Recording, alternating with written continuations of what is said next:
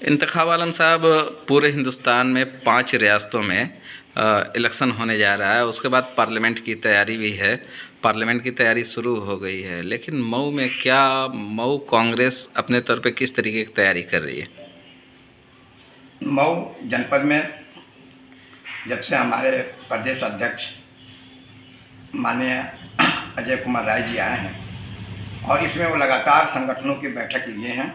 लेने के बाद अभी कल ही उन्होंने प्रदेश में भी संगठन की बैठक जिलाध्यक्ष और शहर अध्यक्ष और तमाम प्रदेश के पदाधिकारियों का उन्होंने लिया। उसके संदर्भ में चूँकि ये कार्यक्रम हम लोगों का चल रहा है दलित गौरव संवाद को लेकर हम लोग हर विधानसभा में पाँच जो ये क्षेत्रों में बांट कर, मतलब कुल हमें वहाँ पे 200 से 500 तक फार्म हमें भरवाने। उस फार्म में पढ़े लिखे लोगों को जो दलित संवाद हम लोग करेंगे, उस बीच में जो दलित में डॉक्टर हैं, इंजीनियर हैं, शिक्षक हैं, जो पढ़े लिखे लड़के बीएड हैं बेचारे, या कोई भी और भी सर्विस नहीं कर पा रहे हैं, बेरोजगार हैं, उसमें उनके अनुसार उसमें 5 कालम होगा। उनका अपनी इच्छा के अनुसार हम लोग उनसे पूछेंगे कि कांग्रेस पार्टी आपके बीच में आई है, कांग्रेस पार्टी ने आपका हमेशा आप सम्मान किया है और अब हम लोग आपके बीच में हैं, जो कमी या कोई भी आपका जो भी बात रखनी हो ये रखेंगे। तो इसका हम लोगों का जो आदेश है ये काफ़ी हम लोग प्रदेश में भेजेंगे और इन्हीं बिंदुओं पे आगे जो हमारी लोकसभा का चुनाव होगा उन चुनाव में आपकी इस मांगों को भी सम्मिलित किया जाएगा और हम अपने दलित समाज को इससे जोड़ते हुए कार्यक्रम को करते रहेंगे। और फ्यूचर में प्रदेश अध्यक्ष जी ने साफ साफ कहा है कि हम 80 सीटों पर तैयारी कर रहे हैं, हम 80 सीटों पर लोकसभा का चुनाव लड़ेंगे और हम इस चीज़ को आने वाले जो विधानसभा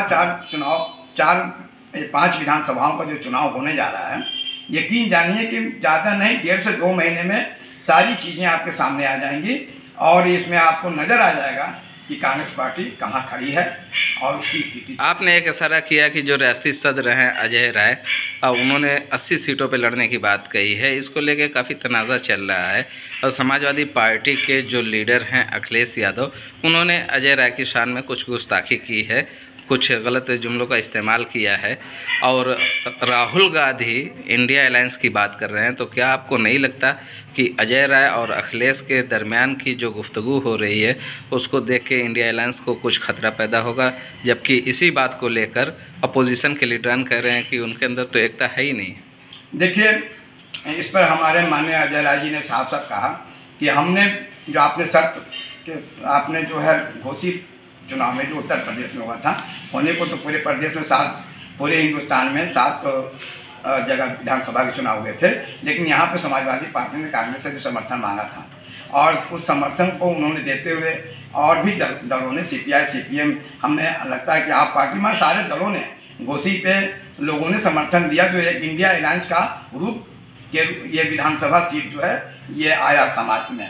इसमें आपके सोशल मीडिया से लेकर बल्कि BBC से लेकर पूरे भारत में एक मैसेज गया कि ये इंडिया अलायंस की प्रथम सीट है जो ये चुनाव घोषी में हो रहा है। इसकी चर्चा हर जगह हुई और आपके समाजवादी पार्टी के भी नेता जो अपने भाषणों में भी इंडिया अलायंस की बात की। तो हम इसको मान के चलते हैं, 7 विधानसभा तो नहीं लेकिन घोषी विधानसभा में ये बातें अलायंस की हुई और अलायंस की बात पर ही इलेक्शन लड़ा भी गया है।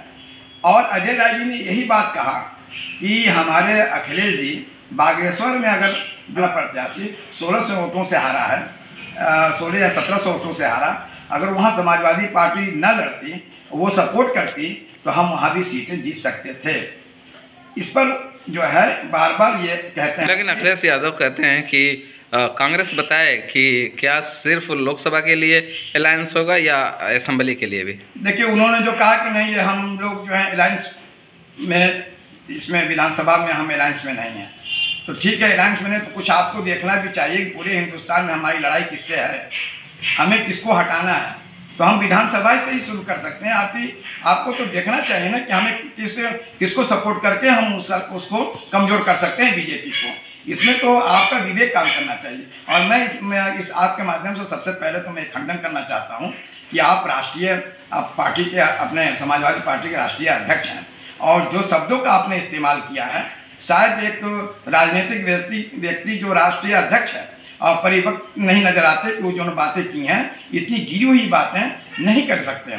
ये कमियां अखिलेश जी में, चूँकि हमें लगता है कि बना बनाया समाजवादी पार्टी पर जो उनका एक वर्चस्व है वो कहीं ना कहीं उनका भाषा जो है ये बताता है कि आप जो है बहुत ही उसमें जो कहा जाए कि स्वाभिमान में बोल रहे हैं, अपने को बहुत ही वो बोल रहे हैं। ये कहीं ना कहीं हम लोग कह नहीं सकते, क्योंकि बड़े नेता वो भी हैं और हमारे नेता भी हमारे जो है प्रदेश के अध्यक्ष हैं। जिस तरह की बात हुई है इसकी घोर निंदा करता हूं और हमारे अखिलेश जी से मैं बार बार कहना चाहूँगा ऐसे शब्दों का आप इस्तेमाल अपने राजनीतिक पार्टी में भी, आप अपने कार्यकर्ता में भी नहीं कर सकते हैं, इसकी मैं निंदा करता हूँ। अच्छा, एक दूसरी तरफ से इस तरीके की बातें होंगी तो क्या एक अलायंस को धक्का नहीं पहुँचेगा?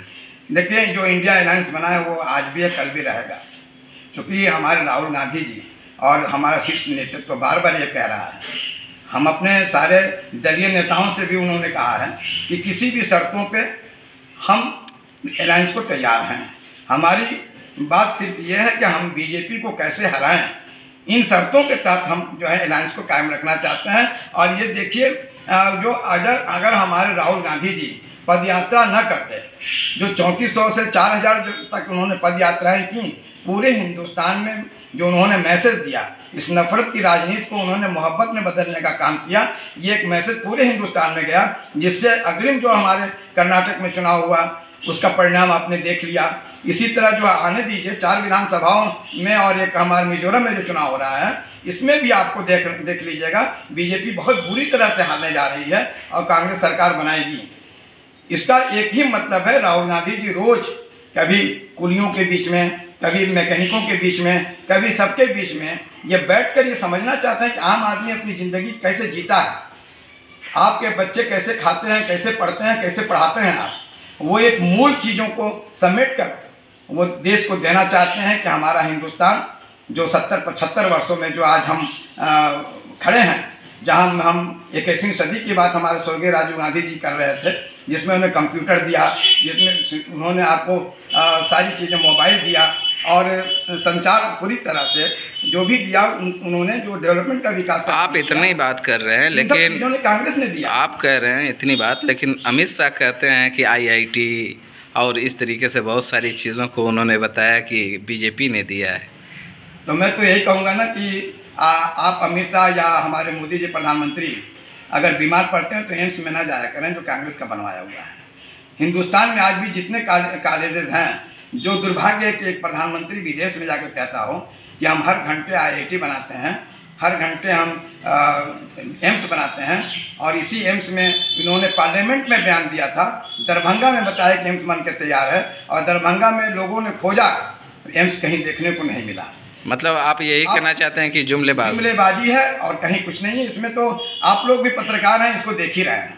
ये टोटल का टोटल इनकी जुमलेबाजी है और जनता को भरमा कर, सिर्फ भरमा कर ये सरकार कब तक चलाएंगे। आप जुमलेबाजी भी कहते हैं और पब्लिक को वो अपने तरीके माइल भी कर लेते हैं, क्या खूबी है इनका? एक ही चुनाव लड़ने का एक तरीका है, सबसे निचले स्तर पे जा सकते हैं वो, बस नफरत फैलाकर जितना चाहें हिंदू मुस्लिम या अदरवाइज जाति में, धर्मों में, उन्मादों में। आप इनके पीरियड में देख रहे होंगे सिर्फ इसी में इनकी एक मतलब एक बेस है, बाकी इनका कोई भी आधार नहीं है। जहां बताया जाए न नौकरी रह गई, न 15 लाख रुपया दिया, उसमें भी अमित शाह ने उस समय वो आपके राष्ट्रीय अध्यक्ष थे, उन्होंने कहा कि जुमलेबाजी है। तो जनता पढ़ी लिखी है, हिंदुस्तान की जनता समझदार है। अब उन्हें 2024 में समझ में आ जाएगा कि जनता क्या चाहती है। जनता को अगर इंडिया अलायंस जीतती है तो वज़ीर आज़म कौन होगा? देखिए, वज़ीर आज़म के लिए कोई अभी वो बात नहीं है, कांग्रेस की तरफ से कोई प्रेशर नहीं है। और अलायंस में जब हम लोग अच्छी संख्या लेकर आएंगे तो सारे नेता, ये चूँकि ये राष्ट्रीय स्तर का मामला है, इसमें मैं कुछ नहीं कह सकता, वो हमारे शीर्ष नेतृत्व का फैसला होगा, वो हम लोग भी मानेंगे। ठीक है, शुक्रिया।